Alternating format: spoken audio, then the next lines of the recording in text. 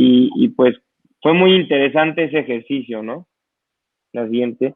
Este es un concepto muy interesante donde teníamos un terreno muy irregular, con una barranca, ahorita se está adelantando un poco, y lo que se nos ocurrió, teníamos que meter 470 departamentos. Lo que no queríamos hacer nosotros es generar puras torres, porque lo querían hacer faciado. No queríamos hacer muchas torres donde haya un ventaneo, ¿no? Esa parte humana de la que habló mi papá, pues de recuperar esa intimidad en tu recámara, en tu comedor, pues lo que queríamos es tener un espacio, unos departamentos que no se ventaneen, y luego teníamos la condicionante de los edificios de arriba a la izquierda que se nos estaban entregando a la colindancia, ¿no? Automáticamente nos estaban ventaneando. Entonces, la forma salió muy rápida, ese trazo, esa fuerza de ese concepto que nos emocionó desde que lo concebimos, y si te das cuenta, pues todos los departamentos desde un solo frente, unos ven para un lado y otros para el otro, ninguno se ventanea, y ha sido un éxito. Ahorita ya está la fase 3 en construcción, y ha sido un éxito. En la parte de lo que nos gusta hacer mucho es que la gente que te compra en el nivel 5, pues les estamos regalando un premio de tener los amenities o los gimnasios en la parte de arriba, ¿no? Normalmente lo ponemos a 3/4 partes del edificio o hasta arriba, pero es muy bueno porque parece un barco, porque estás encima de una barranca con 11 niveles de altura, y pues todas las personas que te compran el departamento en cualquier nivel, pues tienen esta vista, y sobre todo lo hacemos porque estamos muy conscientes de darle esa plusvalía al cliente, ¿no? Estamos conscientes de que entre más hagamos grande al cliente, entre más hagamos hacer dinero al cliente, nosotros nos va a ir mejor, ¿no? Y entonces esa confianza nos hace trabajar con mucho más excelencia, ¿no? Entonces, este es un proyecto que también teníamos un terreno muy irregular, con unos remetimientos de restricciones que teníamos. Entonces decidimos hacer este triángulo, un prisma perfecto, donde la esquina que ven ahí, el pico, pues son las salas de juntas, que al principio podrían ser espacios muy residuales, pero pues se lo peleaban se compraban las oficinas, ¿no? El siguiente. Esto es un proyecto. Bueno, sigue, acaba. Bueno, este es un proyecto que teníamos que hacer 1,600 departamentos.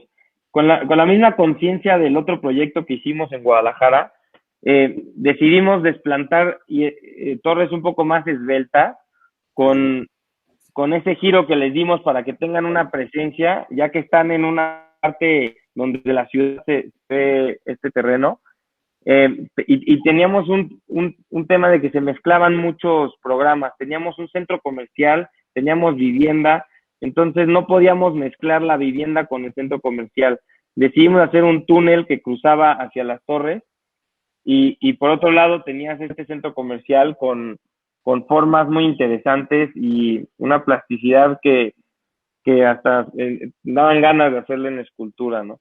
Muy interesante. Pero lo que vamos a adelantarnos porque vamos un poco retrasados en la presentación. Entonces voy a adelantar un poco de slides que tenemos preparadas porque tenemos mucha obra aquí, pero quiero darle entrada a las preguntas, Agustina, si quieres. Y si quieres, ahorita podemos referirnos ya al final de la presentación, que es un poco recordar en todas estas obras un poco lo que hemos platicado en diferentes escalas. Hay muchos comentarios. Aquí hay un elemento. Por ejemplo, fue un edificio hecho por los gemelos, por mis hijos. Después ya se sumaron conmigo, pero en este momento este proyecto fue muy viral, muy importante, y creo que fue una de las cosas que más les fortaleció después para unirse conmigo. Y pues yo creo que ya, Agustina, si quieres las preguntas, y ahí vamos concluyendo. Sí, hay varias preguntas que han formulado nuestra audiencia, como por ejemplo, ¿cómo estudian el color y la luz en el interior? ¿Cómo es ese laboratorio de sensaciones? Pues mira, nosotros la verdad es que tenemos un departamento de maquetas. Los proyectos, este es el caso, por ejemplo, del aeropuerto, es un ejemplo, ¿no? Entonces, el aeropuerto, es más, aquí te lo voy a explicar en este proyecto, ¿no? Entonces, este proyecto, bueno, tiene una expresión formal como habíamos comentado, de espacio interior. Creo que es algo que le gustó a las autoridades del aeropuerto y por eso ganamos este concurso. Esto fue justo este año. Y obviamente, dentro de esto, es porque tenemos dentro la conquista de un gran espacio interior, que es ¿no? A la derecha. Entonces, obviamente, en este caso, todo lo que haces de expresión exterior es para favorecer el espacio interior. O sea, nosotros las fachadas es una volumetría que protege la riqueza del espacio interior. El espacio interior va teniendo sus diferentes expresiones de luz. Por ejemplo, en este caso de la foto de la derecha, tenemos un techo a base de unos dientes de sierra que toman su luz del norte y bloquean la luz del oriente para no generar una iluminación exagerada en un clima como el de Guadalajara, que es muy, muy caliente. También para abaratar los sistemas de aire acondicionado, etcétera. La paleta de colores, evidentemente, se va manejando en paralelo, normalmente al principio muy monocromática, para poder estudiar la forma.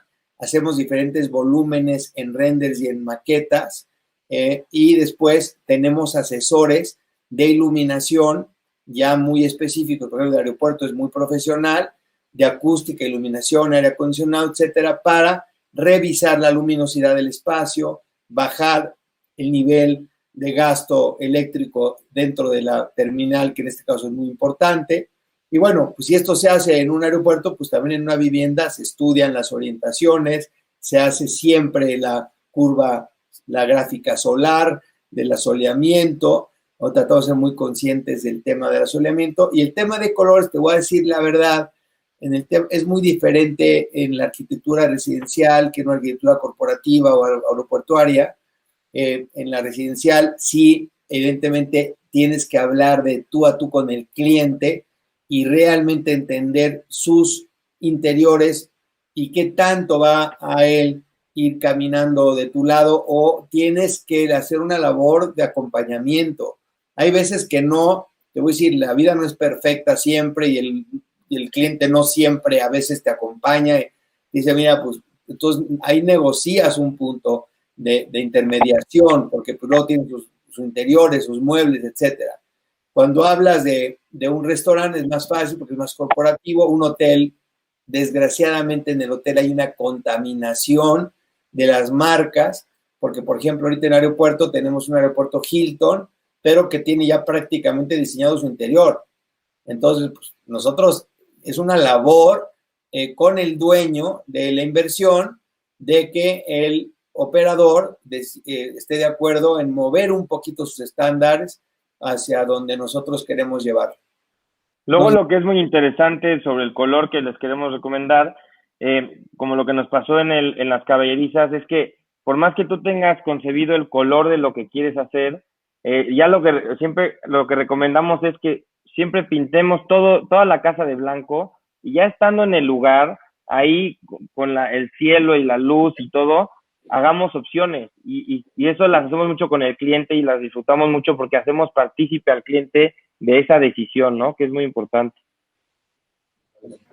Bien, ¿qué parece, Agustina? Mientras vos buscas alguna otra preguntita, que hay varias, vemos si Javier, Josefina, Sebastián quieren hacer alguna pregunta, comentar algo.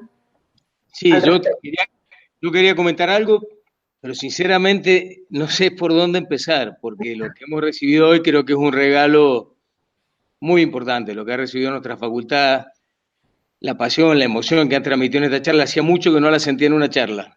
Así que te agradezco, Bosco, agradezco a los chicos, a Lázaro y Sebastián, al que le voy a regalar un mate en cualquier momento. Por esto que nos han transmitido, por todo, por tu enseñanza de vida, de profesionalismo, de estudiante, de humildad, porque yo sinceramente, que soy un admirador de Luis Barragán, pensé que alguien que había conocido a Barragán, que trabajó con él, que trabajó con Legorreta, no preguntaba más nada, ya era alguien que ya sabía todo, que no preguntaba nada.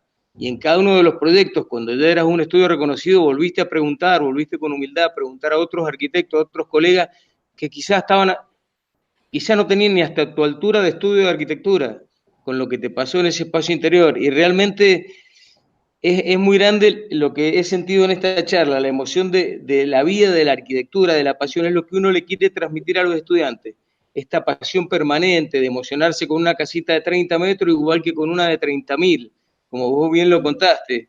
Y después palabras que yo las he leído siempre, que los libros de Luis Barragán, entonces, pero ahora las dijiste con otro tono y vi que tu estudio también, con base a esa humildad, no sé, es una humilde percepción mía, creo que te fuiste despegando un poquito de Legorreta y Barragán y me parece que la humildad en aceptar a los chicos jóvenes, me parece que le han metido una sangre nueva al estudio que se ve en los últimos proyectos que presentó tanto Sebastián como Lázaro, no sé si me equivoco, me parece que habla muy bien dejarlos intervenir a chicos arquitectos jóvenes que los ha dejado explayarse y aparecen palabras como emoción, evocación, una palabra, el abrigo de los muros, sí. La meditación, el silencio, la verdad que ha sido muy interesante, Charlie, creo que los estudiantes nuestros la van a haber disfrutado mucho, y en cuanto a la arquitectura, podría estar 1000 horas preguntándote cuestiones. Lo que me llamó la atención cuando decís el abrigo de los muros, una pregunta muy simple, pero que es para los estudiantes, en tu casa, en la que ganaste el premio antes del secuestro, ese que te ayudó tanto cuando estuviste en el encierro, hay un tema de escalas, que también las manejaba Luis Barragán, pero noto como una diferencia, aparecen como dos alturas, pero 2 alturas y medio, como envolviendo el espacio muy alto, con madera, donde los muros terminan sin zócalo, igual que a Luis Barragán, como dándole valor al muro, lastimando el suelo de una manera distinta. ¿Podrías hablar un poquito de esas escalas, que las noto muy en tu casa, como envolviendo ese espacio en L? Pues mira, hay ese espacio que lo discutí tanto y tanto lo disfrutamos, créeme que está desarrollado, o sea, yo literalmente son planos a mano, centímetro por centímetro. Yo te diría que la casa es toda un manejo exacto de medidas dentro de la escala que buscaba. Sí buscaba siempre la proporcionalidad de los muros para que el espacio interno, que iba a ser un volumen metido en la L, que es ese espacio rosa, nunca compitiera contra el espacio, no se comiera el espacio, sino que fuera un elemento adicional. Por eso ves que la diferenciación de escala entre el volumen rosa y el volumen alto, pues es más o menos como de 1/3. O sea, es más o menos una proporción áurea, el punto 64, que es un tema también muy chistoso que te quiero comentar. O sea, una de las cosas que hemos aprendido mucho en el recorrido de los años fue que Luis Barragán tenía un brazo muy disciplinado a su lado, que era Andrés Casillas, en la disciplina de las medidas y la disciplina de las proporciones. Eso casi nadie lo ha dicho. Pero con Andrés nosotros, ya durante los años, y mi casa lo tiene, que todo está pasado por proporción áurea. Y es un tema que Andrés se lo checaba a Barragán. Y ahora dicho por Andrés, incluso te dice que Barragán, cuando le pedía una fachada, porque Barragán no dibujaba, le decía a Andrés, a ver, hazme una fachada de esto, revísale las proporciones. Y quien la definía y la dimensionaba era Andrés. Y después de ver 20 opciones, entonces Barragán, con su magia, decidía cuál.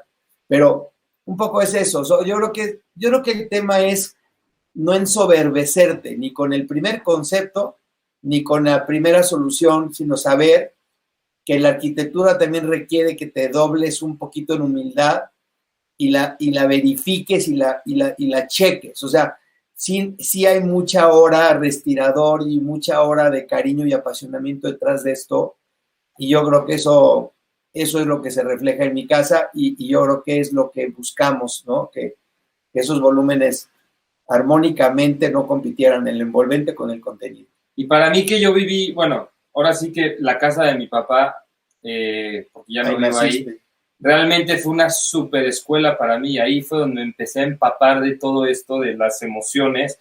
Y no lo quiero decir así muy utópico, sino porque sí, cuando llegas a la casa, a la plaza, y de repente pasas por el vestíbulo que tiene una altura de 2.10, que si hubiera querido mi papá, por él la bajaría 1.90, de ahí de repente sube la altura a la sala.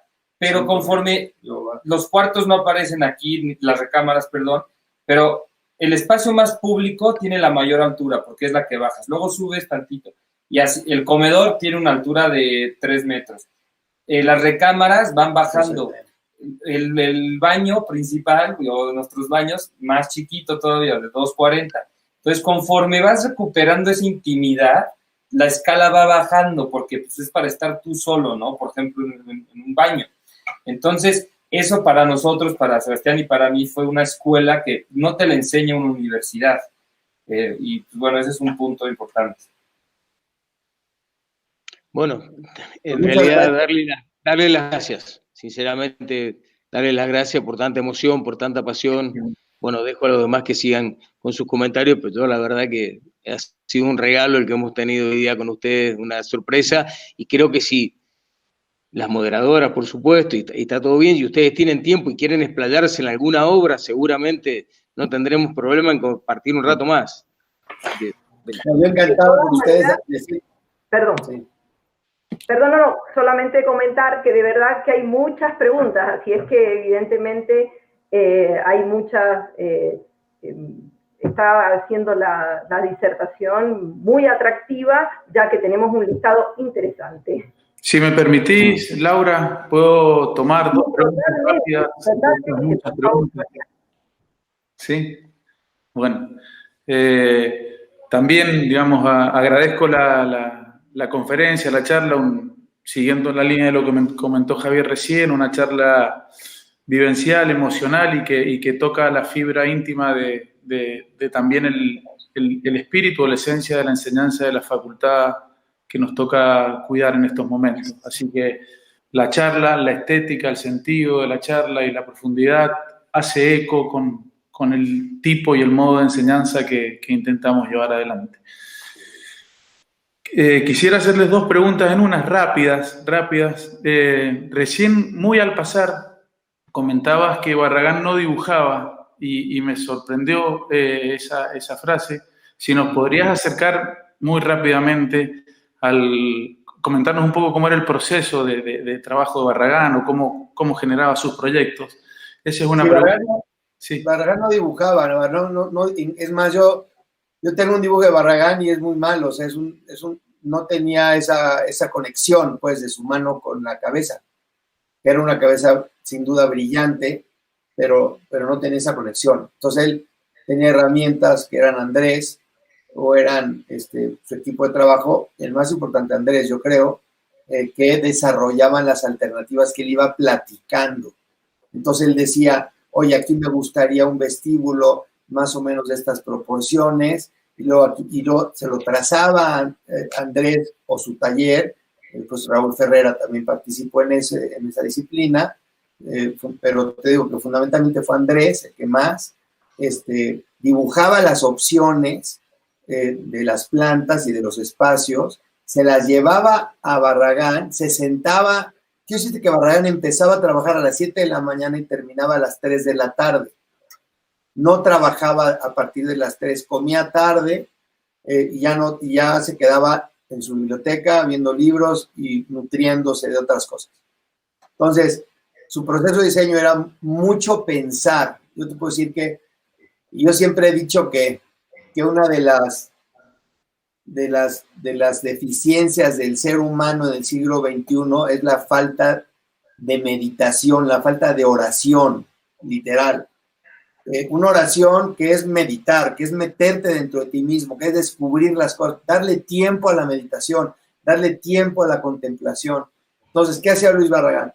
Toda la tarde pensaba muchísimo. No había computadoras, no había ordenadores, no había computadoras como ahorita que ves 3 opciones en un ratito. Todo era mental. Y al día siguiente ya decía, es que quiero darle importancia a ese jardín, es que aquí quiero generar otro espacio separado por una circulación, quiero un patio central, quiero un vestíbulo con las escaleras que suba. Házmelo. Se lo dibujaba Andrés, y al día siguiente se lo presentaba y decía, imprímelo y pónmelo en la pared. Y se quedaba pensando en ese dibujo y luego decía, hazme otra opción. Y Andrés le contestaba, porque así nos lo dice Andrés le contestaba, ya no se me ocurre.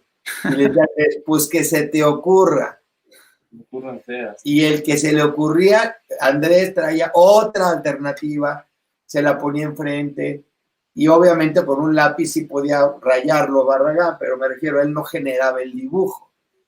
Corregía y decía, y de las opciones decía, esta es la buena, bájale tantito, y todavía en la construcción experimentaba. Él tiene un terreno enfrente de su casa, los que han venido aquí a su casa de Francisco Ramírez en Tacubaya, del otro lado de la calle hay un terreno muy largo, y ese era el laboratorio de Barragán para experimentar proporciones de escaleras, proporciones de bancas, proporciones de muros, alturas, escalas, etc. Entonces, pues era ese proceso, un proceso que dedicó una vida en un proceso constructivo. Si ustedes cuentan las obras publicadas famosas de Barragán, pues son 14 obras.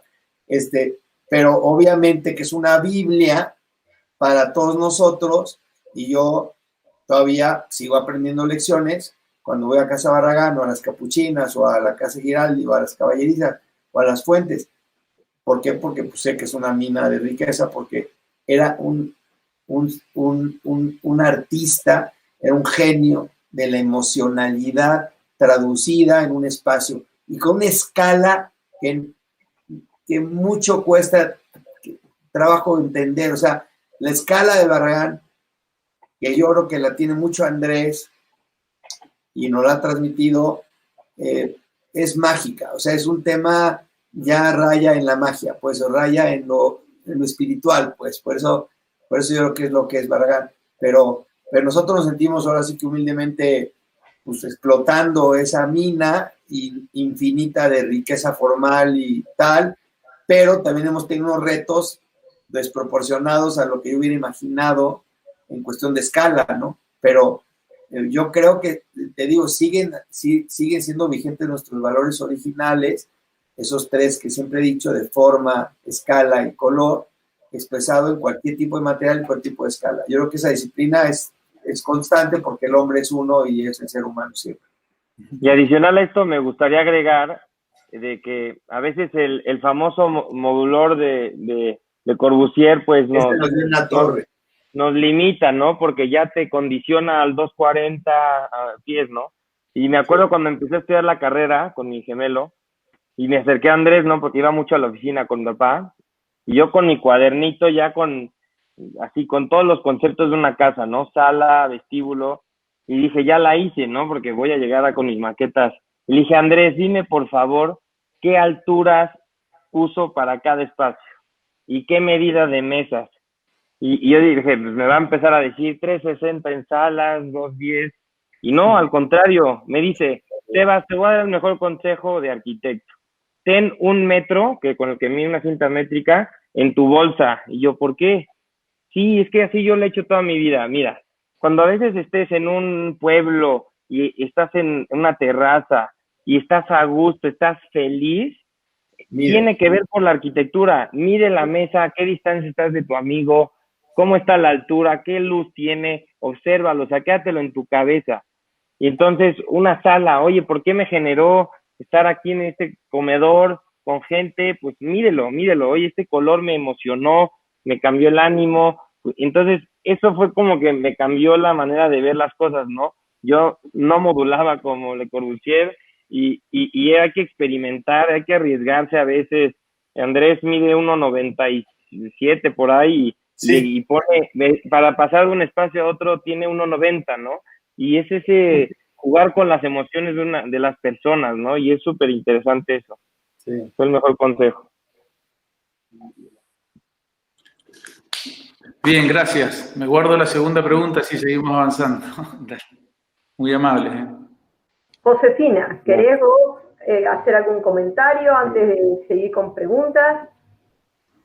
No, solo la verdad quería agradecer como interiorista porque realmente me emocionan los interiores, el color, la aplicación del color, el blanco, la verdad que emociona. Y realmente esta charla, súper agradecida de que estén en este espacio, en este encuentro del diseño y la arquitectura, muy emocionante. Muchísimas gracias a los tres. Lázaro, Sebastián y Bosco, obviamente. Muchas gracias. Muchas gracias.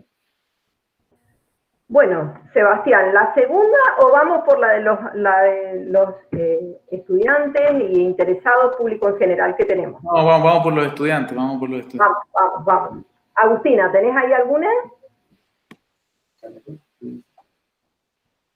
No se escucha, Agustina, el micrófono. Ahí está. Sí, Sofía pregunta, ¿el espacio interior es una expresión de luz, forma y color? ¿Consideran algo más a la hora de proyectar en el interiorismo, por ejemplo, en lo que hace referencia a las obras públicas?